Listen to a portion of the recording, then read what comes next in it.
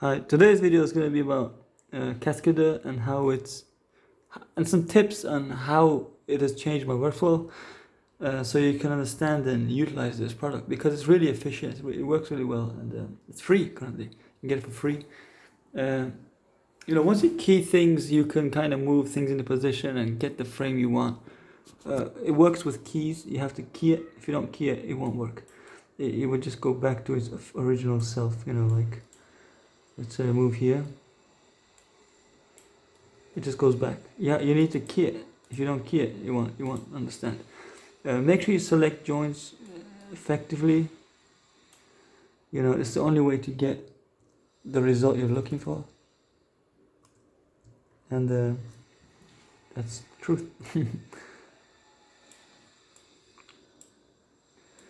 Just select all of it when you kind of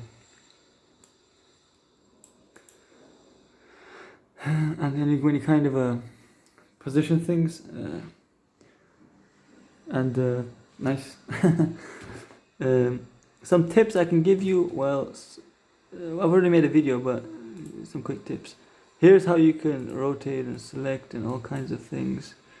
Rotate, scale, rotate, select, even scale, and select itself, and all kinds of powerful tools.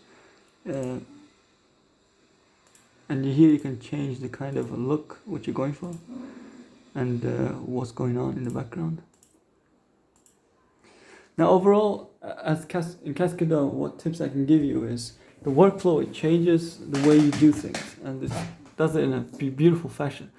For example, you don't have to select every joint or every point or whatever you're using to then add a key in Maya or whatever, and then move forward and realize, oh, you missed a joint, and then you go back and you position the joint again, and then you key it, and then you move forward. It's just, what a pain in the ass. And you might be saying, oh, you need the proper rig or whatever, but same thing.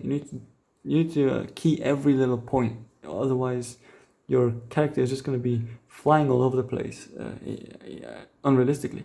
And all that realistic animation, let's say you've made it all the way here, and you go back and, oh my god, I forgot to key in certain parts, and now I gotta delete and then start all over again. Here you won't have that problem. It just does it for you. And now here also, this right here, this works wonders. You don't need to I key or F key or anything like that. You just need to properly place things. Well, actually you might need to I key or F key, but you just need to properly place your character. Just make a rig and then just put it in here, and then use the object rigging tool to specifically put these blue things, rig bones or whatever it's called, rig element, right? That's what it's called, to individual joints, and then this will make it essentially as realistic as it needs to be. Very easy to use, and also with the help of helper bones, which is what you have here, helper bones that help you understand how to properly rig. As you can see, there's two bones, one here and one that goes half the way, or a little less, but yeah, that keeps the volume of each joint, which is very powerful. And I knew that, but I never used it, or I never seen it in use really. And this goes to prove that, oh my god, it's very powerful, it's very efficient. I don't need to simulate muscle, I don't need to simulate anything. For now, I mean, on this computer, simulating something is like trying to travel to the other end of the planet. It's very tough. Anyways, yeah, it's very easy rigging tool, and it's very efficient, and I would completely advise it. And hopefully in the future, it's earn a certain amount and pay a certain amount kind of a scheme, because that helps everyone, not just the selected few. It's very powerful software, and I would love to use it more. I wish them the best, and I'm pretty sure they'll be successful. It's very great software. It helps you do a lot of things efficiently. And it's very easy to animate in, very easy. And it's just easy. Anyways, good luck using it. It took me 3 minutes to understand, Once you understand this, and these simple things, and then you can just click this, and you start just moving things around. Make sure you select everything, for example, in the upper body, to move everything in the upper body. Something like this. Now, of course, this isn't what you're going to be doing. Could be. Anyways, you can just select a sword. You're like something like this. Anyways, you need to key it in order to get realistic things working. But it's very powerful, very efficient, very useful, and I would completely advise it. And I would use it all the time. Cascadeur is very powerful, and the future is awesome with this product.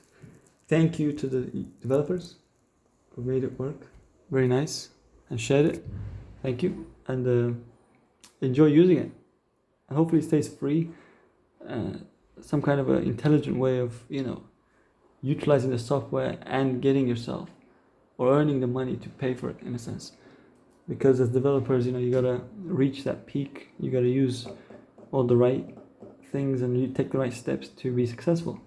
And part of the right steps is using the right software, which can help you a long time. And can really save a lot of time and save your work, in a sense, make your animation look far more better, far more realistic, and make everything easier. Because now I can use this in the CryEngine and get something realistic going, very powerful and something very good looking. And then I'll just have to make use of the CryEngine more efficiently. And it's very beautiful, very powerful, and you gotta love a software like this because it changes everything. Maya becomes secondary when a software like this. Maya is just secondary. You don't even. Now I'm not forced to use Maya, and it's a clunky way of animating, or Blender, which isn't really the best animating tool out there. Like I said, Blender should focus on animation, but never mind. We have this now. We don't need to win up. We're going to go away from track. Blender is going to lean towards VFX, and Maya is just leaning towards who knows what. But this is animation. This is what we needed. Thank you so much. Good luck.